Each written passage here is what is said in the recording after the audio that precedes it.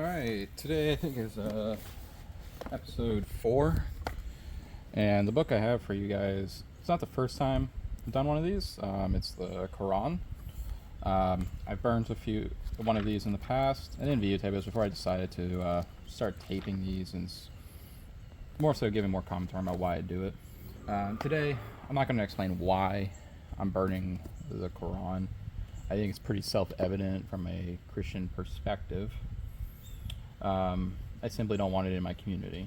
So with that, I've been saying that at the end of my videos. I say something along the lines of, "Is my honor to my great privilege for me to be able to read this book for my community." So what do I mean by that? I guess it's something I really haven't explained. Why do I do this?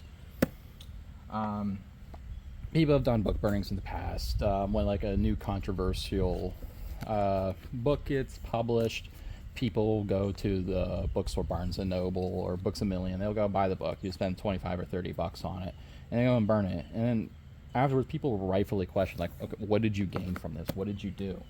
And the problem is with that type of method is when you purchase that book from Barnes and Noble, that is counted as a purchase, and that means they need to now go and restock it, which means the publisher needs to go and get more of these books printed, and now you're increasing the number of these books that are going out there, because there's this feedback loop, like, oh, people are purchasing these, we better keep putting them out there. They don't care if you're actually reading them or not. And that increases it up on the top seller list. It just helps them. You don't gain anything, and in no possible way could you burn all of these books in a systematic way as just some simple individual. Like, what are you going to do? Spend millions and millions of dollars? And then to one end, you gave this person, this publisher, this author, or this organization behind the book, you're giving them millions of dollars to do now what? Make more of the books, make sequels of the books, make other type of media to promote what they are doing. It doesn't do anything. So for me, what am I doing? If you notice, a lot of these books I have, they might have like a Goodwill sticker on it. I get all the books exclusively from thrift shops, those free books exchange things. You see them on the side of the roads in small communities, outside libraries, or in parks, where it says, take a book, leave a book.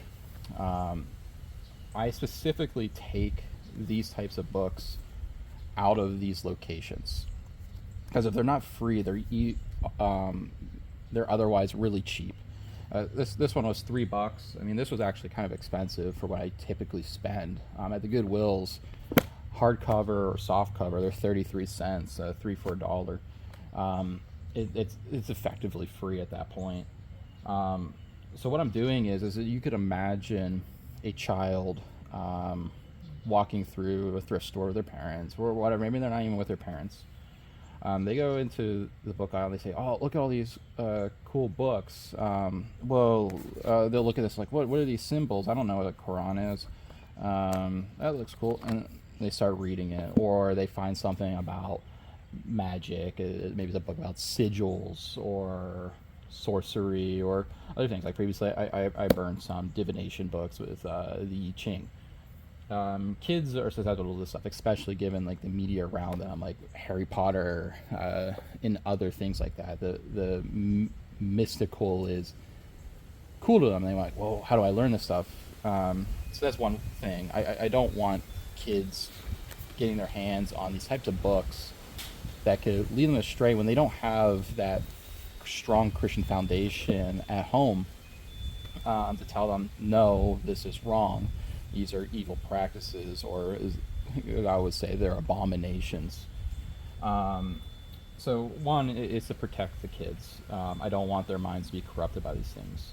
Another thing is that you could imagine, you want to think about the type of people that are most commonly at thrift shops.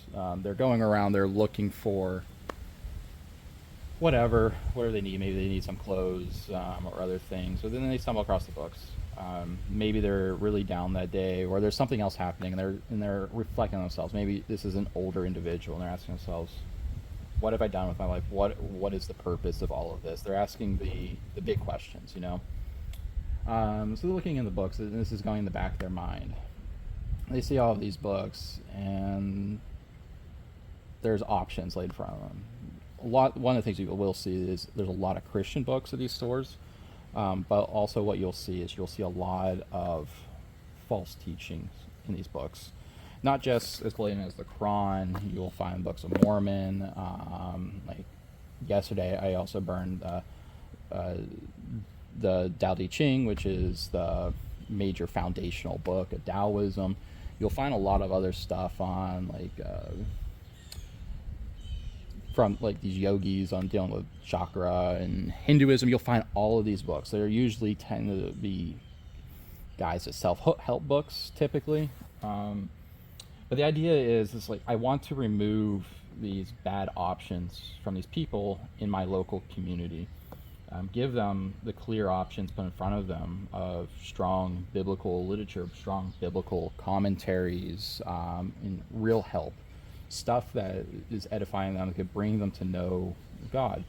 I'd rather them find that instead of picking up another book and sends them down the wrong path for 10, 15, 20 years, or maybe they never come out of it. Ultimately, this is rooted in the love for my community members. I don't want my community members, my neighbor, to go and pick up a book on sigil magic and start trying to practice it, start doing these wicked things. It's not loving for me to have my neighbors be exposed to such evil. Another thing is, some people might think oh, you're being anti-intellectual. No, I'm not. Even though I'm burning this Quran, this will be the second one I burned. I've owned others. There's some that I keep in my own library. I have this much nicer one. It has the gold edges. Actually, you can find it written in the Arabic inside there with the English translation beside it. Muslims will say it's more true to themselves. But this is the one I keep in my own library. Similar for the Book of Mormon. I have my own copy of the Book of Mormon. I've burnt one in the past. I have another one to burn coming up. But I keep some in my library. I have other stuff from Nietzsche. I have some other books on other things that do with the magic and stuff like that. But why am I okay with myself having that? And is because I don't believe this stuff to be true. I have a strong foundation in Christianity. I believe myself. Maybe I'm pulling myself, but I do believe that I have this strong enough foundation where I could go and read this stuff, and I have this built-up fortitude against it. I know why it's wrong. I have these explanations for it. Something that a lot of other people do not have. And as I explained at the end of, I think 2 episodes ago, while I was burning the I Ching, I referenced a story in Acts with one of Paul's missions to Ephesus. And as a result of his preaching, the Ephesians in mass took all of their books on magic, sorcery, divination, all this stuff, and they burnt them. And it was a massive amount of books. They totaled the amount of money it was worth in silver. And it was an extraordinary amount of money. And so I think that's a good lesson to take, that in Ephesus they no longer wanted this stuff in their community. They didn't want it there. And that's what I want for my community. I do not want these false teachings or even teachings of evil practices in my community. So for example, what does the Quran teach? Well, Muhammad, he teaches that Christ never died on the cross. That didn't happen. One is historically true, but it is what would be considered antichrist. And if you were to go and read 1 John chapter 2, you would find that Christology is very important. And this type of teaching is anti-Christian. Beyond that, on a practical level, I mean, it's not really a debatable topic. At least it shouldn't be. But Muslims want you dead. They want Christians dead. They want Americans dead. This has no place in my community. I don't want it spreading. And it's not because I fear it. It's because I love my neighbors. I don't want them to be corrupted by this stuff. I don't want the children in my community corrupted by this stuff.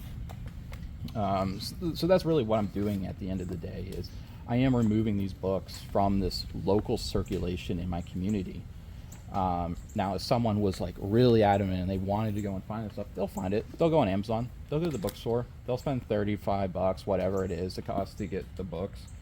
I can't stop that. But what I can stop is that local circulation of maybe a kid finding it, or some lost individual that's seeking, maybe earnestly seeking, but they stumble onto the wrong things, it sends them down the wrong path. I can remove that stuff from the community.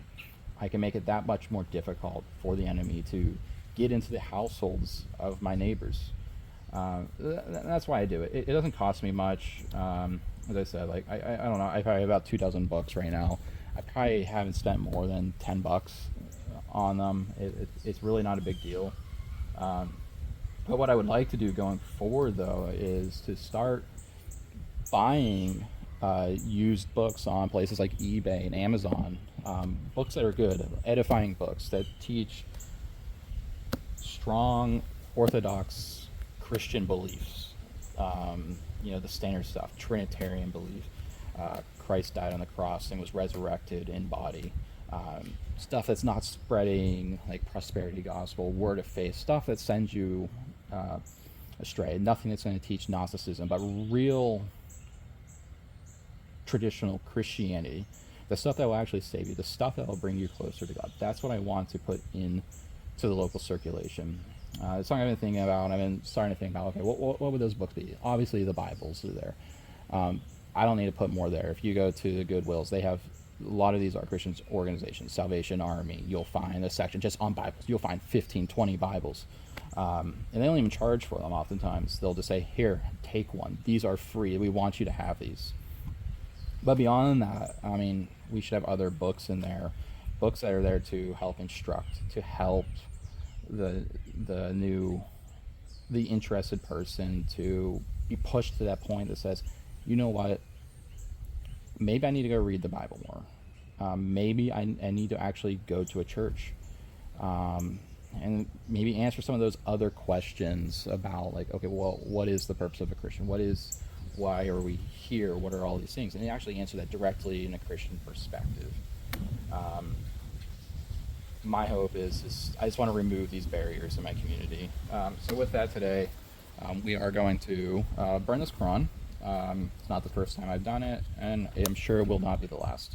So we'll do that. We'll put it into the burn pit. And with that, it'll be my pleasure to rid this book from my community.